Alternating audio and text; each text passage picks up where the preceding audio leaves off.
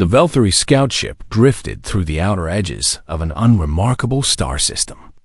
Its pilot, a junior officer named Talon, ran the standard scans that he had performed 1,000 times before. He expected nothing. This region of space was considered empty by the Dominion's maps, too far from the trade routes and too poor in resources to matter.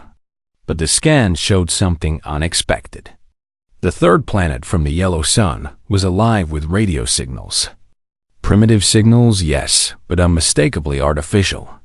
Talon leaned forward in his chair and ran the scans again. There was no mistake. This planet had intelligent life. He sent his report to the Dominion High Command and waited. 3 cycles later, the response came directly from High Arbiter Vorath himself. This was unusual. The High Arbiter rarely concerned himself with discovery reports. But Talon soon understood why. The Dominion was always hungry for new labor resources, and this planet called Earth had billions of inhabitants. Billions of workers waiting to serve the Great Dominion. High Arbiter Vorath stood in his command chamber aboard the Dominion flagship and studied the reports from the newly discovered system. The inhabitants called themselves humans. They had only recently developed space travel. Their fastest ships could barely reach a fraction of light speed. They had one small colony on the red planet next to their homeworld and a few scattered stations in orbit. Vorath made a sound that passed for laughter among his species. These creatures were practically still living in caves compared to the Dominion. The Valkyrie had ruled 17 star systems for over 6,000 years. They had subjugated dozens of species, each one adding to their empire's strength. This humanity would be no different. He ordered a standard subjugation fleet to be assembled.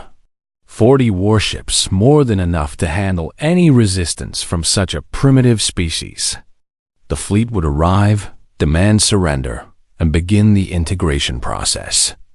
It was routine. It was simple. It would take perhaps a few cycles at most. The fleet departed 3 days later under the command of Sub-Arbiter Kethis, a veteran of 7 subjugation campaigns. He had never failed to bring a new species into the Dominion service. He did not expect this mission to be any different. But the Valkyrie scans had missed something. Deep in the shadow of Europa, one of the moons of the gas giant the humans called Jupiter, there was a ship. It was not listed in any human database. It did not appear on any official record. It did not exist as far as Earth's governments were concerned. The ship was called Prometheus, and it was humanity's greatest secret. Captain Elena Vasquez stood on the bridge of the Prometheus and watched the data streams flowing across her screens. She was a tall woman with gray streaks in her black hair and eyes that had seen too much. She had commanded this ship for 7 years, hiding in the outer solar system, waiting for a day she hoped would never come. That day had arrived. 30 years ago, a damaged alien probe had crashed into the Pacific Ocean. The governments of Earth had recovered it in secret and spent decades studying its technology. They learned that humanity was not alone in the universe. They learned that the universe was not friendly. And they learned enough to build the Prometheus, a warship unlike anything humanity had ever created. The ship was powered by technology that Earth's public scientists would not develop for another century. Its weapons were designed based on principles found in the alien probe's damaged computers. Its hull was made of materials that could repair themselves. And its crew was composed of the best soldiers, scientists, and pilots that humanity had to offer, all sworn to secrecy. Vasquez had always known this moment would come. She had trained her crew for it. She had run thousands of simulations. But now that it was real, she felt the weight of it pressing down on her shoulders. The alien fleet had entered the solar system 12 hours ago. 40 ships, each one larger than anything humanity had ever built. They were heading straight for Earth, broadcasting demands for surrender in broken human languages. The message was simple: submit or be destroyed. Earth's governments were in chaos. They had no defense against such a force. Their military ships were toys compared to the alien vessels. Some leaders wanted to surrender immediately. Others wanted to fight with whatever they had. None of them knew about the Prometheus. Vasquez gathered her senior officers in the briefing room. Commander James Okonkwo, her second-in-command, stood at her right. Chief Engineer Sarah Chun sat across from him. Weapons Officer Viktor Petrov leaned against the wall with his arms crossed. She told them what they already knew. The alien fleet would reach Earth in 12 hours. Earth had no defense. The Prometheus was the only ship capable of fighting back, and they were outnumbered 40-1. Okonkwo asked the question that was on everyone's mind. What were their orders? Vasquez took a deep breath. Their orders had always been clear. If an alien threat appeared, the Prometheus was to protect Earth at all costs. There was no higher authority to consult. There was no time to ask for permission. The decision was hers alone. She looked at each of her officers in turn. These people had given up their lives to serve on this ship. They had left behind families, careers, everything to prepare for this moment. They deserved honesty. She told them the truth. The odds were not in their favor. The enemy had numbers, experience, and technology that had conquered dozens of worlds. The Prometheus had never been tested in real combat. Many of them would probably die. But if they did nothing, Earth would fall. Billions of humans would become slaves to an alien empire. Everything humanity had ever built, every dream they had ever dreamed, would end. Petrov spoke first. He had not joined this crew to hide while his planet burned. He was ready to fight. Chun nodded in agreement. She had spent 15 years building this ship's engines. She wanted to see what they could do. Okonkwo simply smiled. He told Vasquez that she was wasting time with speeches. They all knew what they had signed up for. Vasquez felt something warm spread through her chest. Pride, perhaps. Or maybe hope. She had the best crew in human history, and they were ready to face the impossible. She gave the order to bring the ship to full combat readiness. The Prometheus came alive around them. Light shifted from white to red. Weapons systems powered up. The engines hummed with barely contained power. Vasquez returned to the bridge and opened a channel to the entire ship. She kept her message short. They were about to fight for the survival of their species. They were outnumbered and outgunned. But they were human, and humans did not surrender. They did not give up. They fought until the very end. The crew responded with silence at first. Then, one by one, voices came through the communication system. Ready. Ray. 400 voices. All saying the same thing. Vasquez sat in her command chair and looked at the tactical display. The alien fleet was a cluster of red dots moving steadily toward the blue dot that represented Earth. And between them, there was nothing but empty space. Nothing except the Prometheus. She gave the order to move. The ship slid out of Europa's shadow and began its journey toward the inner solar system. In 12 hours, humanity would face its first test against the wider galaxy. Captain Elena Vasquez intended to make sure it was not their last. Sub-Arbiter Kethis stood on the command deck of his flagship and watched the blue planet grow larger on the viewing screens. Earth, the humans called it. A pleasant enough world, he supposed. Good atmosphere, plenty of water, suitable gravity. It would make an excellent addition to the Dominion's holdings. His fleet had traveled for many cycles to reach this system. 40 warships, each one crewed by veterans of previous subjugation campaigns. They had brought enough soldiers to occupy the planet and enough transports to begin moving the human population to labor camps across Dominion space. Everything was proceeding according to standard protocol. The human governments had received his demands for surrender. They had sent confused and frightened messages in response, asking for time to consider, begging for negotiations. Kethis had seen this behavior before.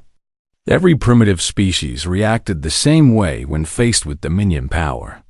First came denial, then fear, then acceptance. It was only a matter of time.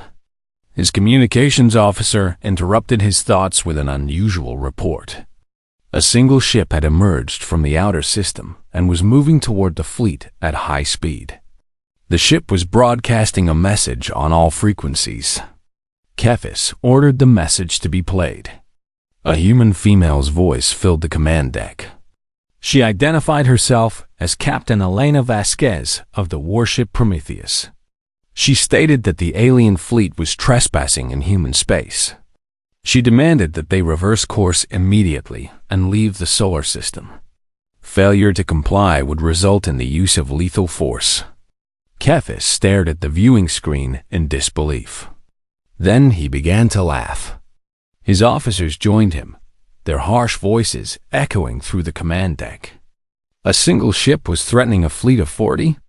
These humans were either insane or incredibly stupid. He ordered his sensors to scan the approaching vessel. The results were puzzling. The ship was smaller than his flagship, but larger than a standard patrol craft. Its hull was made of materials his sensors could not properly analyze. Its power readings were unusually high for a ship of its size. But none of this mattered. One ship could not defeat 40, no matter how advanced it might be. Kethis sent his response to the human captain. He told her that her bravery was noted but misplaced. If she surrendered immediately, he would spare her crew and allow them to serve the Dominion as technicians rather than common laborers. It was a generous offer. The human's response was brief. She said she had given fair warning. What happened next was on his head.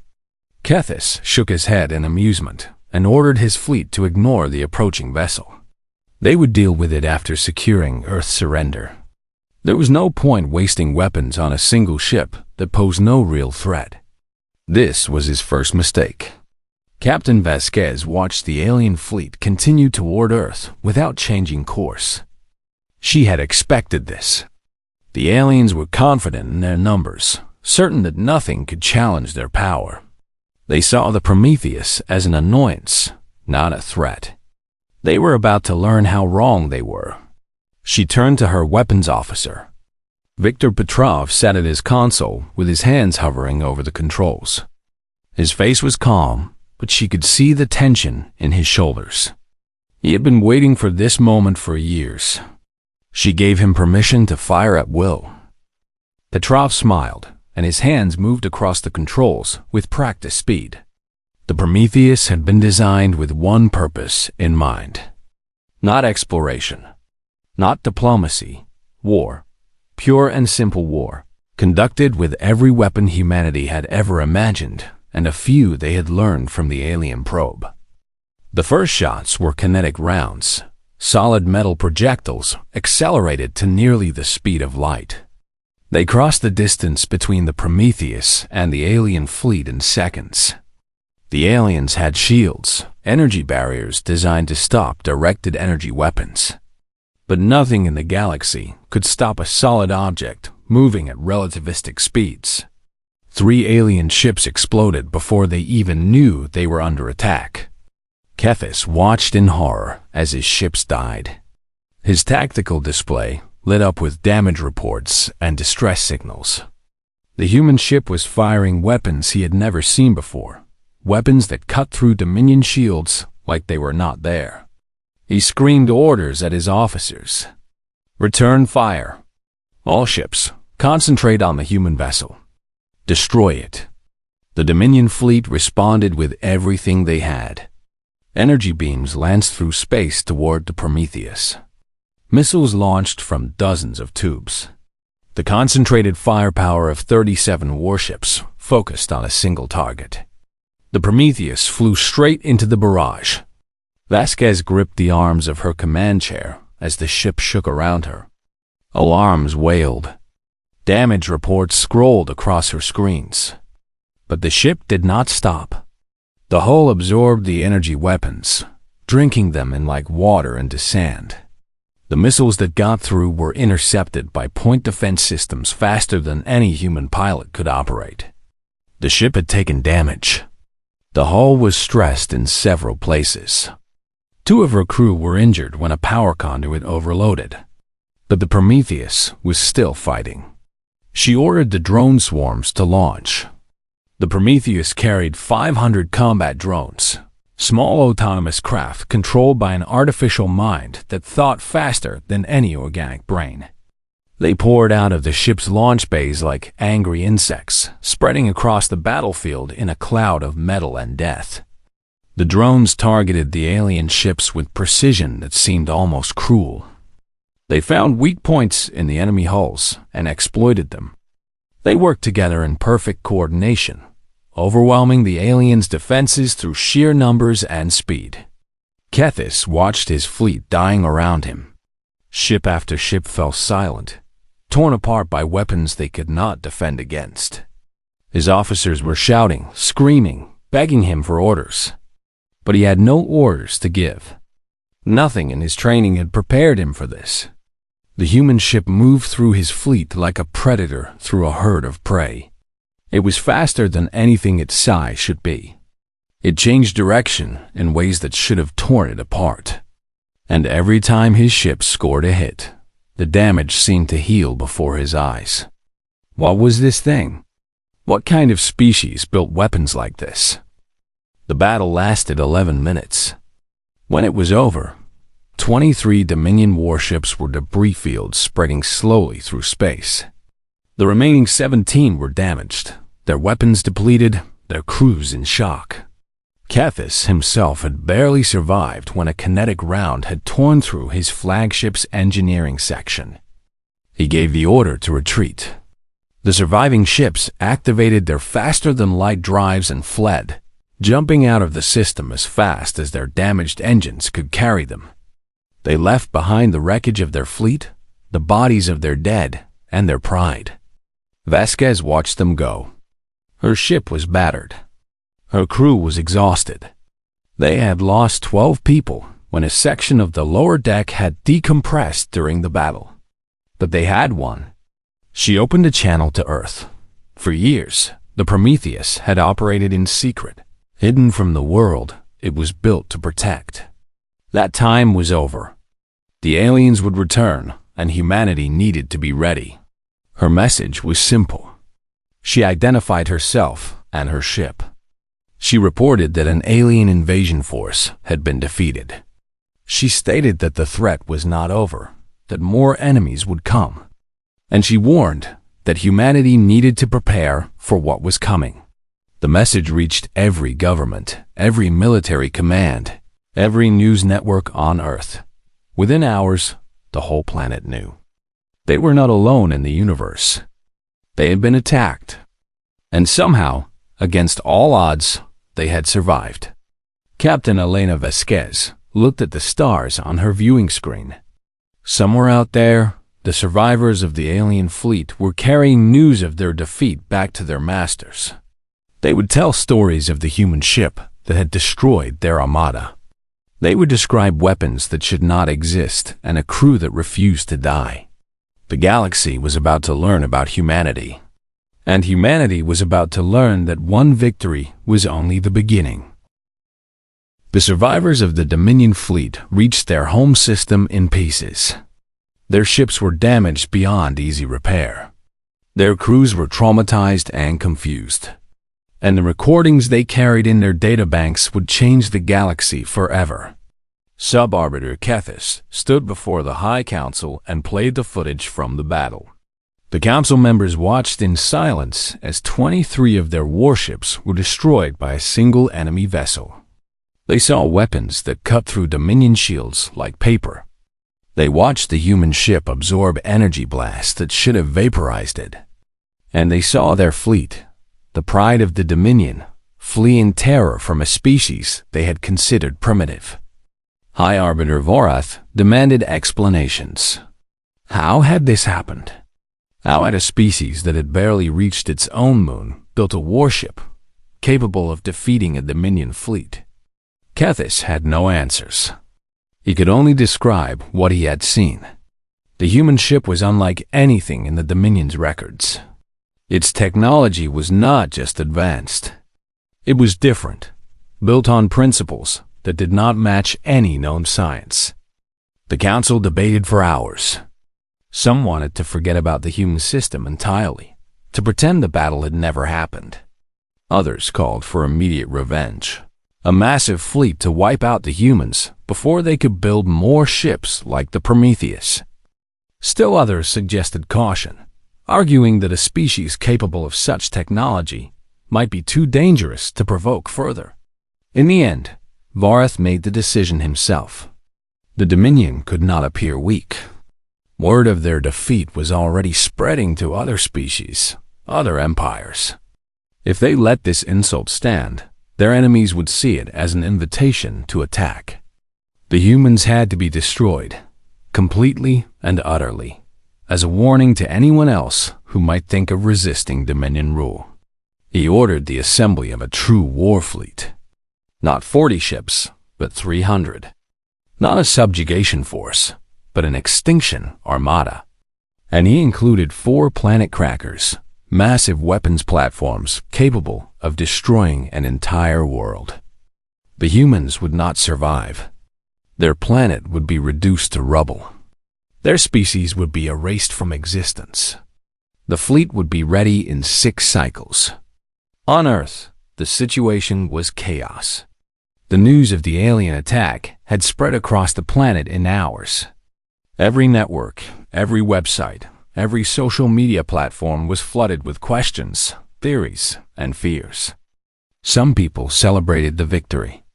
Others panicked, certain that more aliens were coming.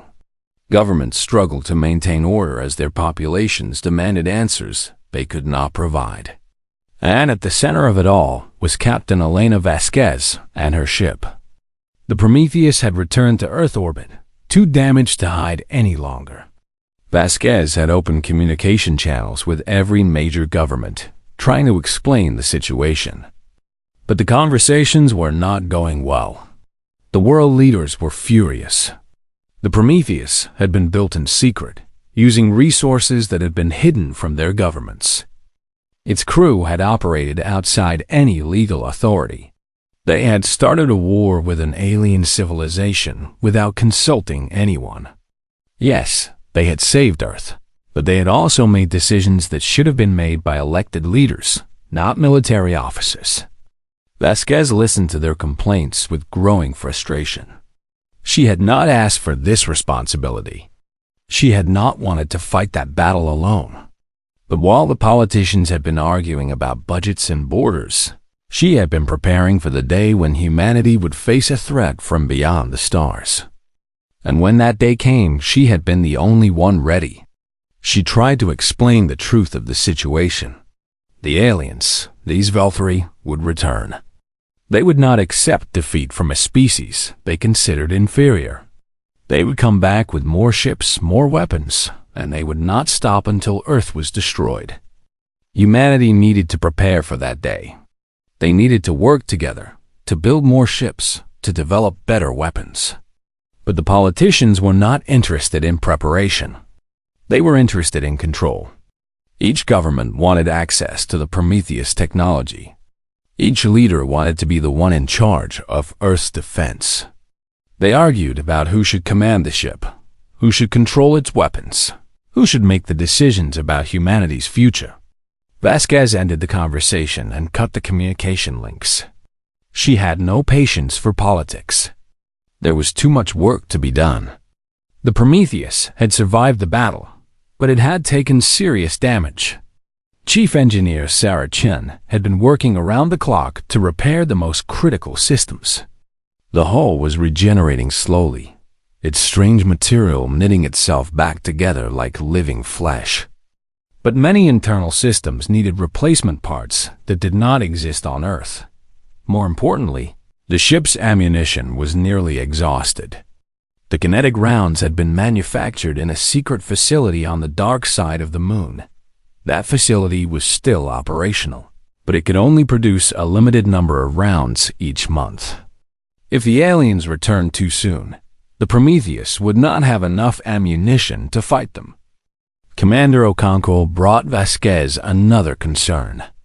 Their crew losses had been relatively light, only 12 dead and 30 wounded. But those losses would be harder to replace than any ammunition. The people who served on the Prometheus were not ordinary soldiers.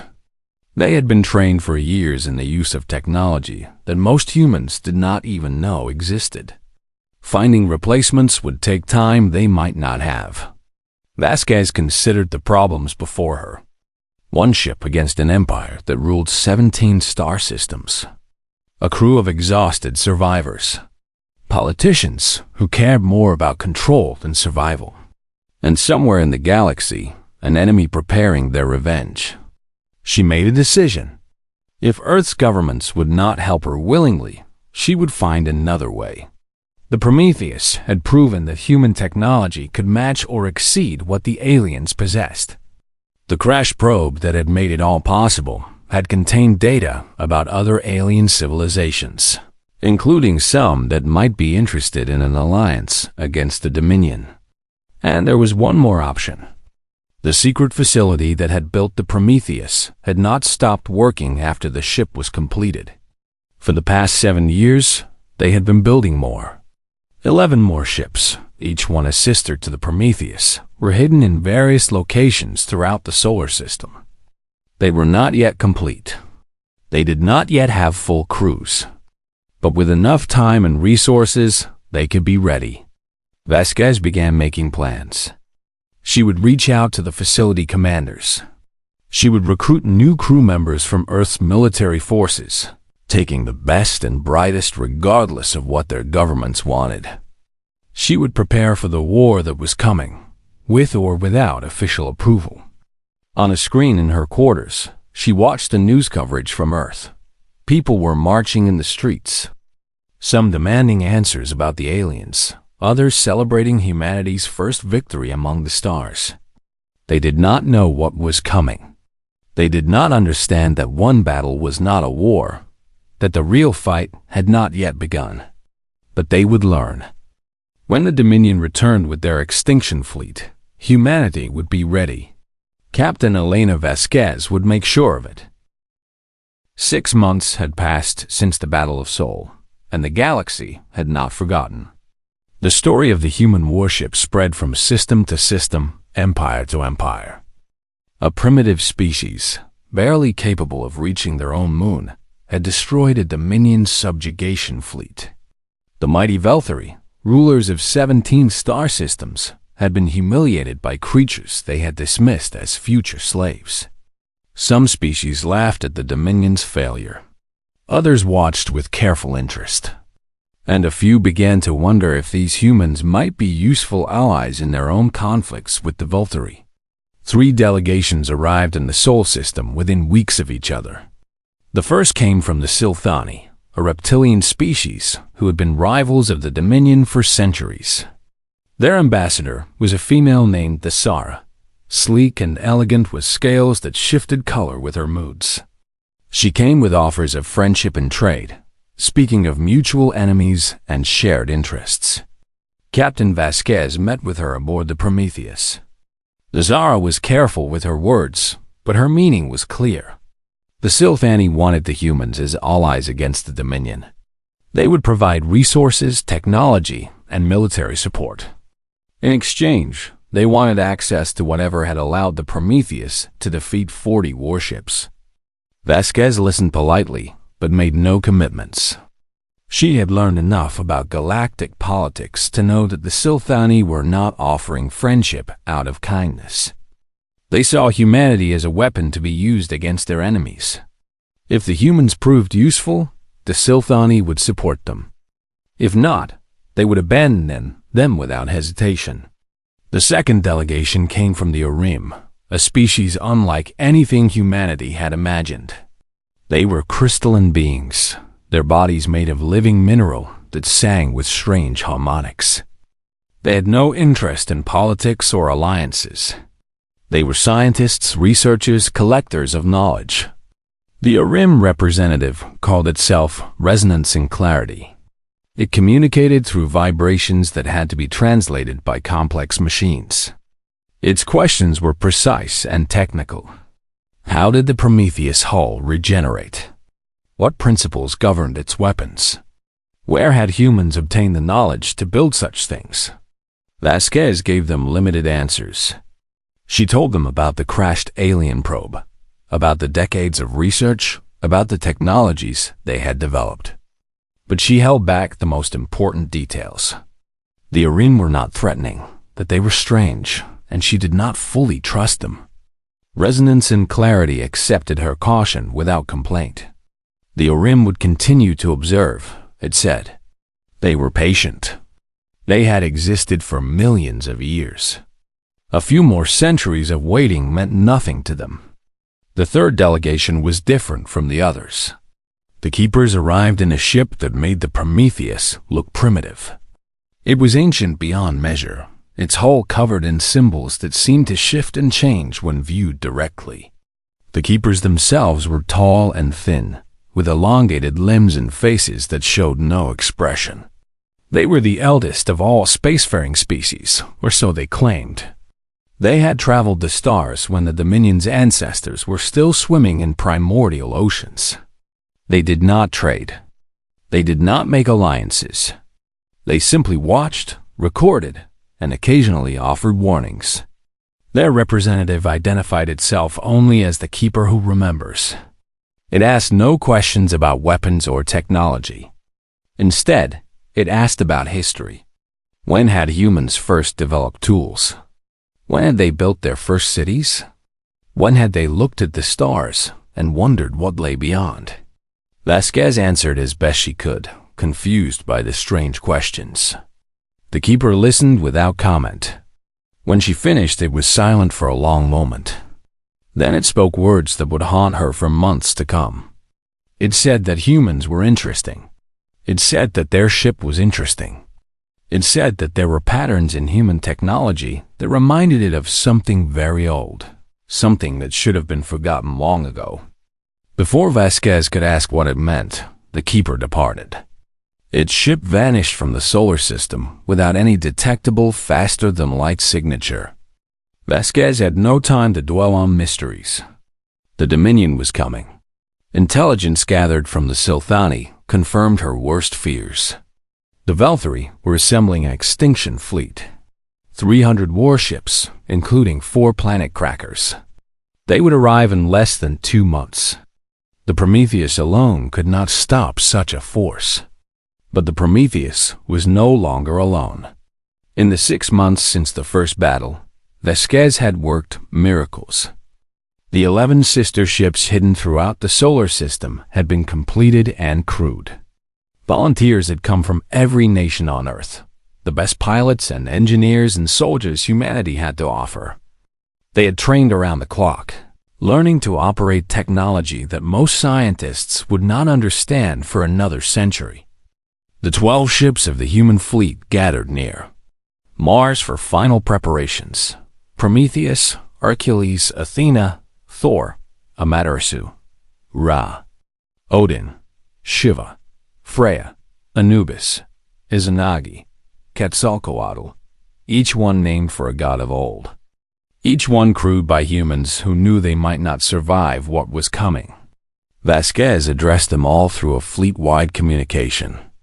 She did not hide the truth. They were outnumbered 25-1. The enemy had 4 weapons capable of destroying their entire planet. The odds of survival were not good, but they were human. Their ancestors had faced impossible odds before. They had survived ice ages and plagues and wars that nearly ended their civilization. They had always found a way to endure, to adapt, to overcome. This would be no different. The fleet moved to the outer solar system, positioning themselves near the point where the enemy would most likely emerge from faster-than-light travel. They ran combat drills and weapons checks. They said goodbye to families back on Earth through recorded messages that might never be answered. And then they waited. The Dominion fleet arrived 3 weeks later. 300 warships emerged from faster-than-light travel in perfect formation. At their center were the 4 planet crackers, massive vessels that dwarfed everything else in the fleet. High Arbiter Vorath himself commanded the armada from his new flagship. He had come to witness the extinction of the species that had humiliated his people.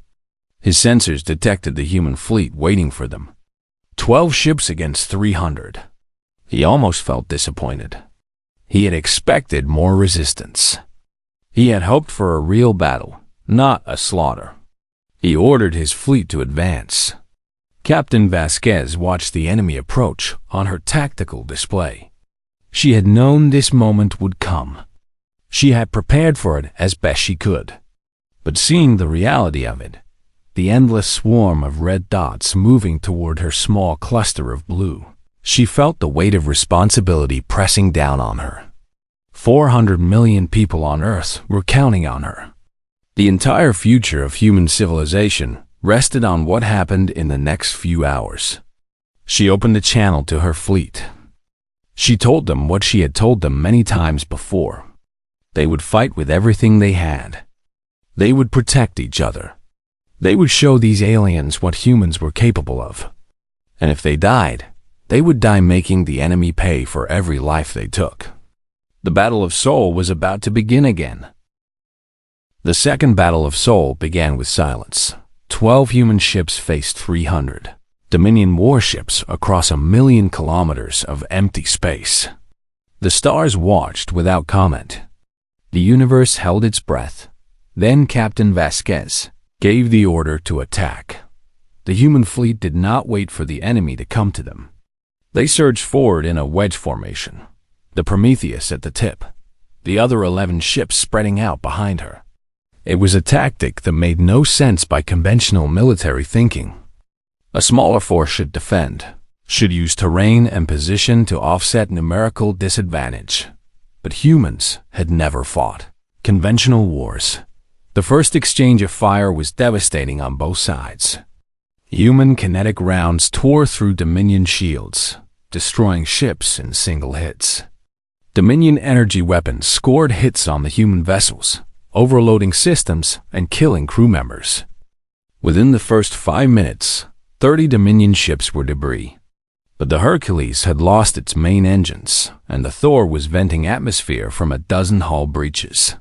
High Arbiter Vorath watched from his flagship with growing unease. The humans were taking damage, but they were not slowing down. They were not retreating. They were pushing deeper into his fleet, targeting his ships with a ferocity he had never seen from any species. He ordered his ships to surround the human fleet, to cut off their escape routes.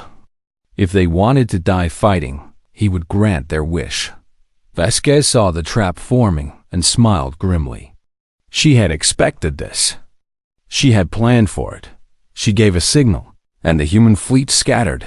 Instead of fighting as a single unit, the 12 ships broke apart and dove into the Dominion formation from different angles. They moved through the enemy fleet like wolves through a herd of sheep, striking from unexpected directions, never staying still long enough to be targeted effectively. The Dominion ships could not coordinate against enemies coming from all directions. They began to hit each other with friendly fire. Their formations dissolved into chaos as they tried to track targets that moved too fast and changed direction too sharply. Commander Okonkwo led the Athena on a run through the heart of the enemy fleet. His ship took hit after hit, its hull glowing red from absorbed energy. But he did not turn back. He targeted the engines of the Dominion ships, crippling them, leaving them unable to maneuver or escape. Chief Engineer Chan worked miracles aboard the Prometheus, rerouting power from damaged systems to weapons and shields. When a section of the ship was breached, she sealed it and moved on. When crew members died, she stepped over their bodies and kept working. There would be time for grief later. Weapons Officer Petrov fired until his ammunition was exhausted, then switched to secondary weapons that had never been tested in combat. Some of them failed. Some of them exceeded all expectations. He adapted on the fly, learning what worked and what did not through trial and error. The battle raged for hours. Voreth threw everything he had at the human ships. He ordered suicide runs by damaged vessels. He concentrated fire from dozens of ships on single targets. He even fired the planet crackers' weapons at the human fleet, devastating both enemies and allies alike in his desperation. One by one, the human ships began to fall. The Freya was the first to go, its hull finally giving way after absorbing more damage than any ship should survive. Its captain, a woman named Maria Santos, ordered her crew to abandon ship. Then she locked the controls and flew the dying vessel into the nearest planet cracker at full speed. The resulting explosion destroyed them both. The Onibus fell next, overwhelmed by concentrated fire from 20 ships. Its crew voted to stay and fight rather than evacuate, buying time for the other ships to reposition. They died as they had lived, warriors to the end. The Thor, the Ra, the Izanagi, the Quetzalcoatl. One by one, they fell. But each one took dozens of enemy ships with them. Each one fought until there was nothing left to fight with. The Silthani delegation watched the battle from a safe distance, recording everything. They had expected the humans to put up a good fight before being destroyed. They had not expected this. The Tsar stared at her tactical display in disbelief. The human ships were not just fighting. They were sacrificing themselves for each other. When one ship was overwhelmed, another would rush to its defense, taking hits meant for its companion. Crew members voted on whether to make suicide runs. Captains gave orders knowing they were sending themselves to death. This was not how war was fought. This was not how any species in the galaxy fought. War was about calculation, about acceptable losses, about knowing when to retreat. These humans seemed to have no concept of retreat. They simply fought until they could not fight anymore. Resonance and clarity observed from even further away. The Arim had witnessed many battles over their long existence. They had seen empires rise and fall, species born and extinct. But they had never seen anything quite like this. The way the human ships moved, the way their crews fought, the way their technology responded to damage. There was something about it that did not fit. The pieces were wrong, like looking at a puzzle assembled from parts of different pictures. And then there was the Prometheus. The lead human ship had taken more damage than all the others combined. Its hull was scarred and broken. Entire sections were open to vacuum. Its weapons were depleted. By every measure, it should have been destroyed hours ago, but it was still fighting. Vasquez sat in her command chair, bleeding from a wound on her forehead. Half her bridge crew was dead. The ship around her was dying. But she refused to stop. Something strange was happening to the Prometheus. The damage that should have killed it was healing faster than before. The hull was regenerating not just in damaged areas, but everywhere, growing new structures that had not been part of the original design. The weapon systems were reconfiguring themselves, becoming something different, something more powerful. Vasquez did not understand what was happening. She did not have time to understand. She only knew that her ship was still alive, and as long as it was alive, she would keep fighting. The Keeper who remembers watched from a dimension that humans could not perceive. It had seen enough. It understood now what it had only suspected before. The humans were not a young species. They were an old species that had forgotten itself. The technology in their ships was not invented. It was remembered, pulled from genetic memories buried so deep that the humans did not even know they existed. Long ago, before the Keepers had taken their first steps into space, another civilization had ruled this galaxy. They had been powerful beyond measure, their technology indistinguishable from magic. They had seeded life throughout the stars, including on a small blue planet in an unremarkable system. Then they had vanished, leaving behind only ruins and mysteries. The humans were their children. The Prometheus was their inheritance. And now, in the heat of battle, with everything they loved at stake, the humans were waking up. The final phase of the battle began. The Prometheus transformed. Its hull flowed like liquid metal, reshaping itself into something larger, something more powerful. New weapons emerged from its surface, weapons that fired beams of pure force that cut through Dominion ships like light through darkness.